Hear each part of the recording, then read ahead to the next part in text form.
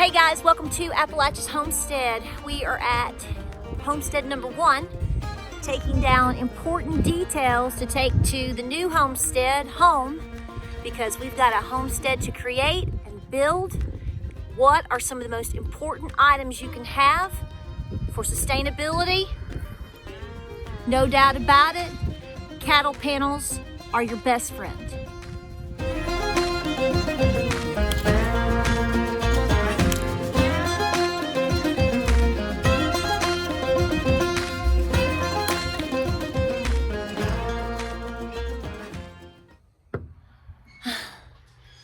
So it's clearly marked where my previous barn quilt was, my mini barn quilt, taking it to the new farm. So a lot of people are asking me, or not a lot, but some have asked, am I sad about leaving? And how could I leave this place? And where am I going? And why? And am I sad? Well, I'm headed home. I'm going home. I love this place. And this place has served a great purpose for me and for my family. It's taught me so much about homesteading.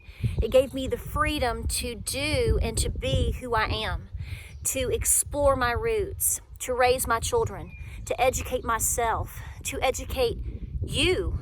If you've been following us since 2013 into 2014, many years now, I've created over 1,000 videos with this homestead. And we leave it in such a way that somebody can literally just pick up where we are leaving and have a wonderful homestead with a beautiful barn and a historic home and a chicken coop and a great pasture and a mini barn and all of the things that are here and a gorgeous view. So no, I'm not sad at all. I'm sentimental, but I'm not sad because I'm going where I need to go now and where I need to be to continue my journey. But we've started a journey for ourselves here, and it's going to allow someone else to have a journey. What we are doing is taking things that we need. Our cattle panels are very important to us, little detail items, because we do need to pick up with all of the things that we've been doing very quickly, and we're really excited about it. So let me tell you about cattle panels and why you need to consider gardening and more with them. So over the years, we have figured out that gardening with cattle panels is very important for 2 reasons: support and for trellis. I personally like to use them for pole beans, peas, and especially my tomatoes. I have several videos on them. And I really think that you should really think about investing in them, because not only can you use them for that, but you can use them as a fencing border. You can use them for border for cows. You can use them for goats. You can use them for geese and all of the above. So whether you have animals or whether you are growing your own food, which I hope you are as much as you can, at least to learn every season, the goods, the bads, the do's, the don'ts. Cattle panels, not hog panels so much, but cattle panels are fabulous. They give you more height. They give you a lot of durability. They can make beautiful arches. I am going to leave my arch there. You can see it right there.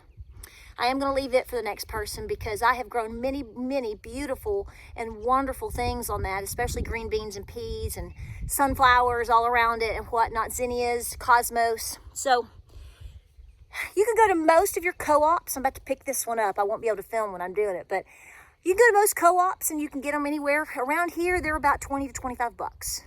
And most of these we've had for several years. It's a wonderful investment for your farm. And I'm looking forward to taking it to the new one.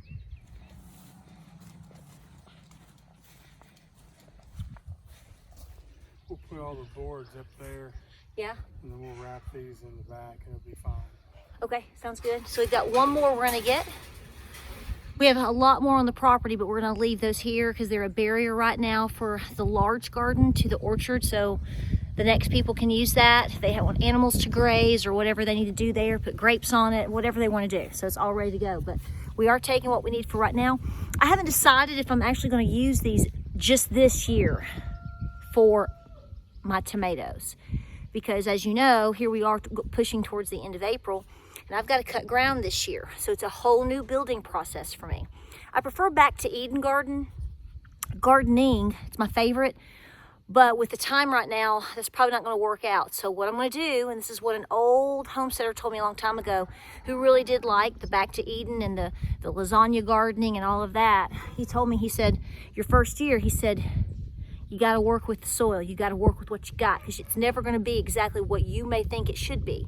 So it's important that you work your skills. So I'm going to cut into the soil this year. I expect a lot of red clay, and I'm going to have to do a lot with it. So I know this, but I want to do something. So it may not be massive. It's not what I'm used to doing, but it's a start. And then I'm going to look at mulching with grass clippings again, because that is tremendous. We'll talk about that in future videos.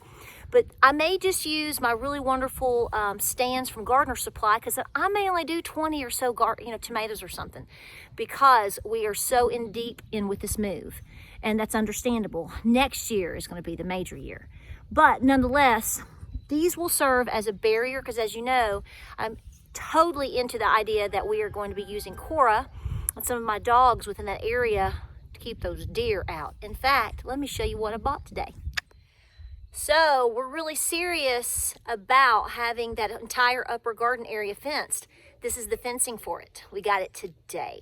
So I've planned to hopefully be cutting and planting by Mother's Day. That's plenty of time for here in Southeast Tennessee, and looking forward to it. But this is 6 foot 6 foot horse fencing. So it's those 4x2s, and Cora is already running in that, and it's doing great for her and all the pups. So that's going to be the outer perimeter, and those cattle panels will be the inner perimeter for the garden. Let's see those deer get to that. So speaking of that fencing that I just showed you in the rolls that I use for my main fencing on the homestead. Now this is it in 5 foot fencing, and this was just extra. And I have used this for 6 years now. And I have it in this area at the edge of the garden. As you can see, I just use T-stakes and zip ties. We'd have to zip tie them every now and then or whatnot.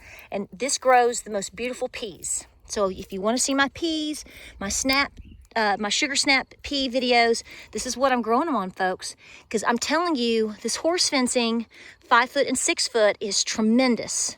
So all of these fencing items have great value and a lot of versatility on your homestead.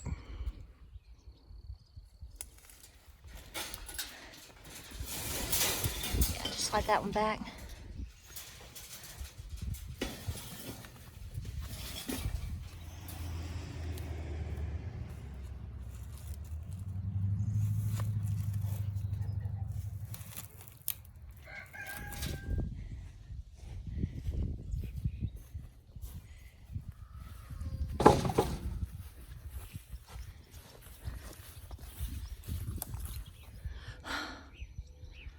Ta-da! So I'm taking most of my split railing with me, and the reason being is because, number one, I love it, love it, love it. And number two, today I found something very unique on the property that I want to make into another fun greeting project and a farm greeter. So I'll show you a picture of it, and I thought that the split railing would go beautiful around it if we can do that, or at least to the front. So it's this beautiful tree. Not saying that it's a trail marker, it's definitely a property marker, but considering where we are and how precious and sacred the land that we live on now, we really want to highlight these things on the property. They have a lot of value to me. So the split railing is great for something like that, for a beautification around trees, but you can also use it for an herb garden and different things like that. It's just a nice, really pretty throwback border. I like to use natural things if I can, like this, or rocks, and we have a lot of beautiful rocks on the property as well. So that's what we're doing. Use it all, people, use it all. Wait, before I couldn't get... I don't know if we got that or not. Okay guys, we are dog tired. We're gonna take these items to the new home, start setting things up. So let's see how we rock and roll with that. How you feeling, honey? Tired. Tired? No brownie can save this moment, can they? Not likely. What were you saying earlier? You were saying that you were like, there's probably like 100 people. And here I have my little, in my pocket, look, like you know, nobody's around and I've got my sanitizer. But you were saying like nobody does what we're doing. There's some people that have done it. They didn't live to tell. Let's go.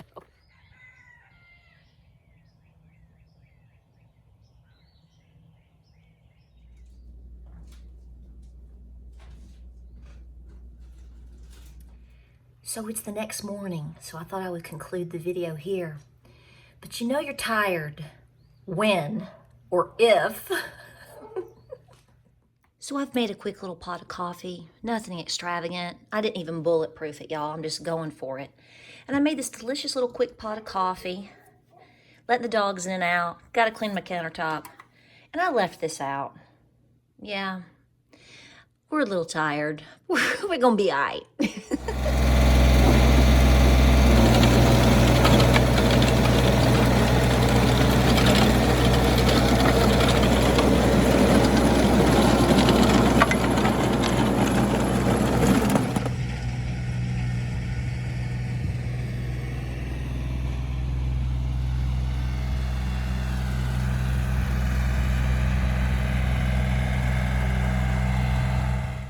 So we're the next day. It's been a very busy morning. We're trying very hard to get anything and everything established in the beginning stages here at the new farm.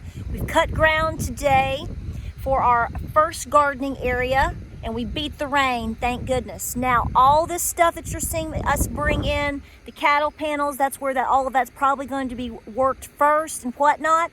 And then the split rails, what I was telling you before, is going to be going, I think I'm going to clean out this area right here because I want you to see this tree. It's coming and it's split. It's not split, it's bent over and it goes back up.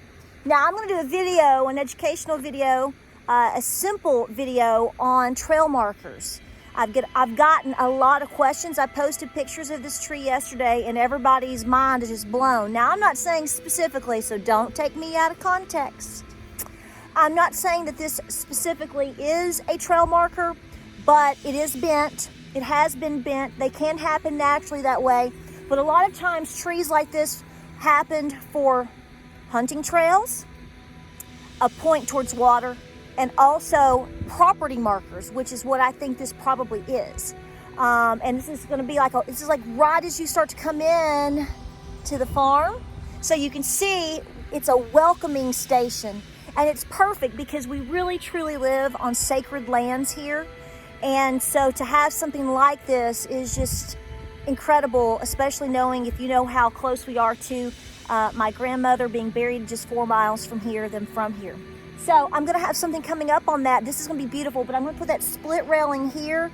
It's kind of like I have welcoming stations coming into the farm when you visit. So we're very excited. Lots of things going on here, a lot of growth, a lot of gardening, a lot of beautiful animals. Where are they? Right there, my babies. So guys, we'll keep you posted. A lot of you are asking for vlogs on a regular basis now. So once we finally get a bedroom suit and Wi-Fi at the house, I'm gonna work on that for you. Right now, we're just trying to get in here and get everything going. And we sure do appreciate you watching our journey. We have more coming. Y'all stay safe out there and get in the dirt. We'll see you on the next video.